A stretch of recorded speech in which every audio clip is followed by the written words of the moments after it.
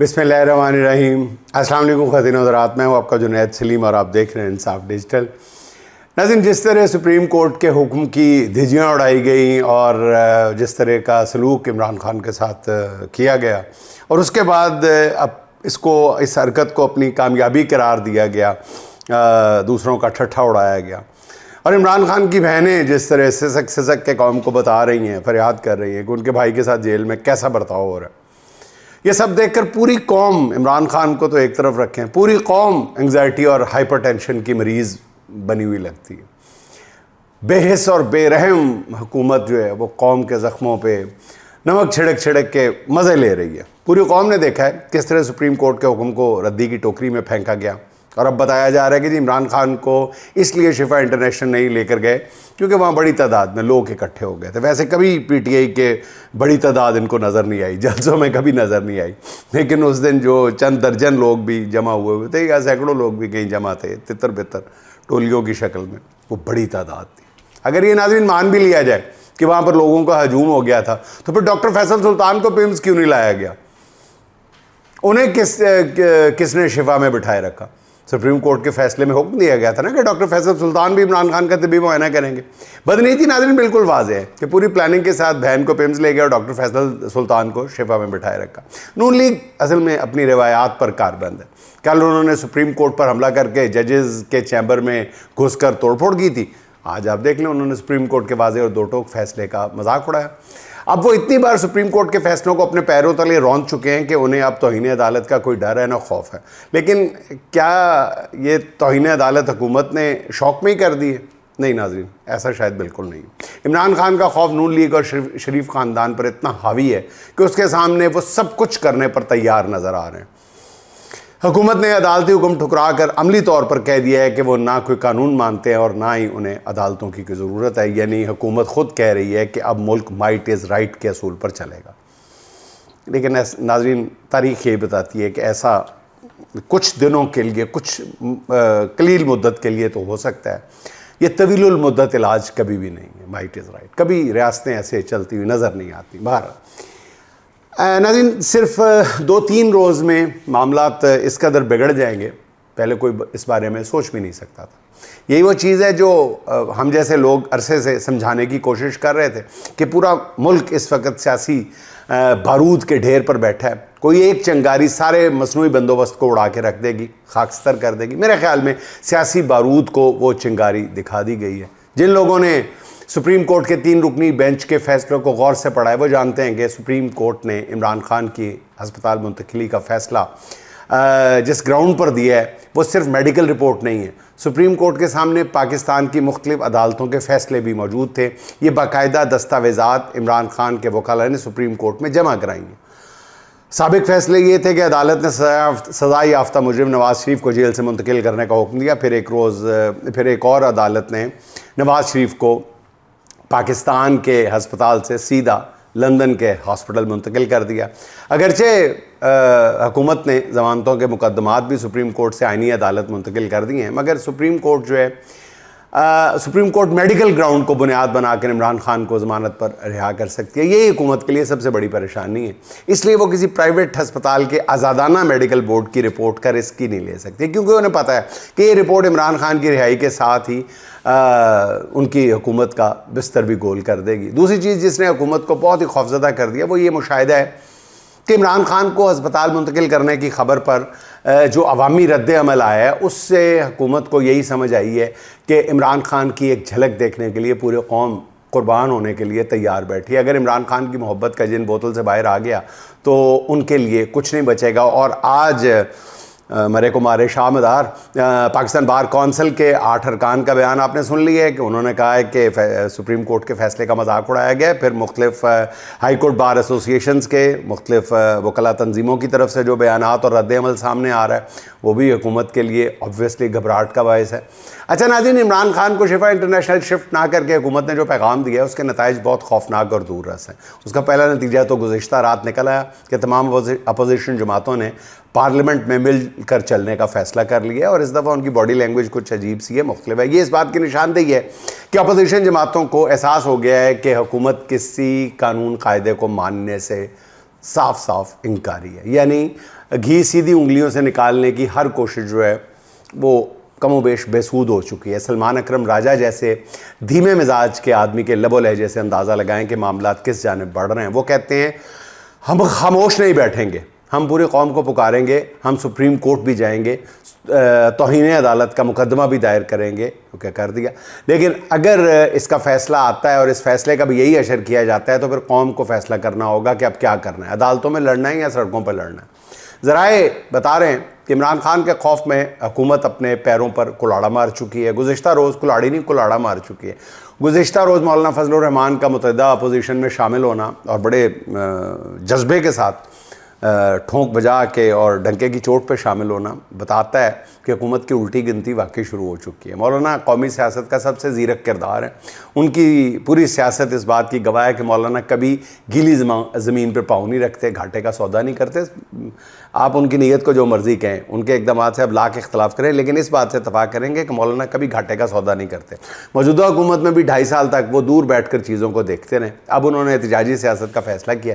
مولانا نے احتجاجی سیاست میں کودنے سے پہلے اپنے بیانات سے جس طرح کا ماحول بنایا وہ بھی بہت اہم ہے. یہ اقدام بتاتا ہے کہ اپوزیشن پارٹیاں جو ابھی تک تحریک انصاف کے ساتھ نہیں تھی وہ بھی تحریک انصاف کے ساتھ آ جائیں گی. مولانا نے جس طرح صوبوں کی تقسیم کی مخالفت کی ہے اس سے اندازہ ہے کہ اگلے کسی مرحلے میں پیپلز پارٹی بھی اس اپوزیشن اتحاد کا حصہ بن سکتی ہے. مولانا کے لہجے میں جو اعتماد ہے اس سے لگتا ہے کہ وہ پیپلز پارٹی سے بھی شاید کوئی کمٹمنٹ ٹائپ چیز لے چکے ہیں کہ وہ حکومت سے علیحدہ ہو جائے گی پیپلز پارٹی بھی. ایسا ہوا تو پھر حکومت کے خلاف تحریک عدم اعتماد بھی آ سکتی ہے اور بات پارلیمنٹ سے استعفوں تک بھی جا سکتی ہے.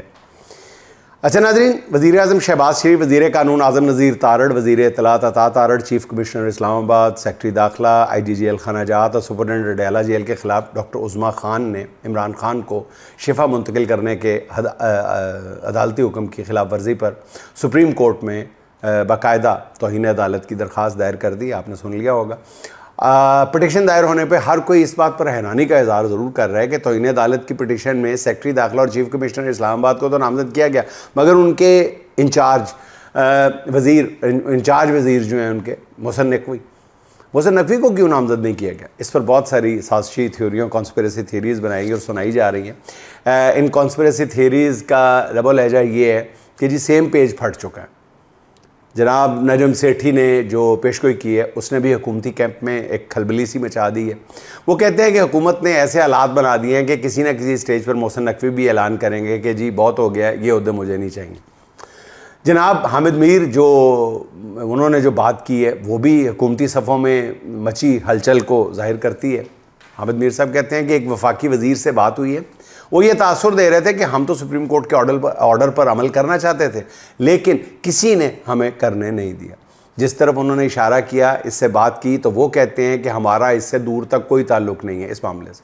یہی نہیں, شہر اقتدار افواہوں کی زد میں ہے. کوئی کہہ رہا ہے کہ جی شہباز شریف عدالتوں کے ذریعے نااہل ہونے والے تیسرے وزیر اعظم ہو سکتے ہیں. کوئی کہہ رہا ہے کہ جو قوتیں شہباز شریف کی نااہل حکومت سے جان چھڑانا چاہتی ہیں ان کو حکومت نے خود موقع فراہم کر دیا کیونکہ عدالت نے حکومت ختم کی تو کسی پر الزام بھی نہیں آئے گا. کوئی کہہ رہا ہے حکومت سے توہین عدالت کی حماقت کرا کے اسے 3 آزاد منش ججز کے سامنے پھینک دیا گیا ہے. اب عدالت جانے اور حکومت جانے. مطلب یہ ہے کہ جتنے منہ اتنی باتیں. اسی دوران حکومت نے آئین کے آرٹیکل 245 کے تحت پنڈی میں کہتے ہیں فوج طلب کر لیا. بتایا گیا ہے کہ فوج کی 3 کمپنیاں پنڈی میں تعینات کر دی گئی ہیں. حکومت کے اس فیصلے کی کسی کو سمجھ نہیں آ رہی کہ فوج طلب کرنا کیوں ضروری ہو گیا تھا. اندازہ لگایا جا رہا ہے کہ حکومت شاید پینک کر گئی ہے اور ضرورت سے زیادہ پینک کر گئی ہے. خوف کی حالت میں وہ اس طرح کے فیصلے کر رہی ہے. اچھا ناظرین, عمران خان کو ہسپتال منتقل کرنے کے معاملے کو حکومت نے اتنا مس ہینڈل کیا ہے کہ خود حکومت کے اندر موجود اہم لوگوں کے ہاتھ پاؤں پھولے ہوئے نظر آ رہے ہیں.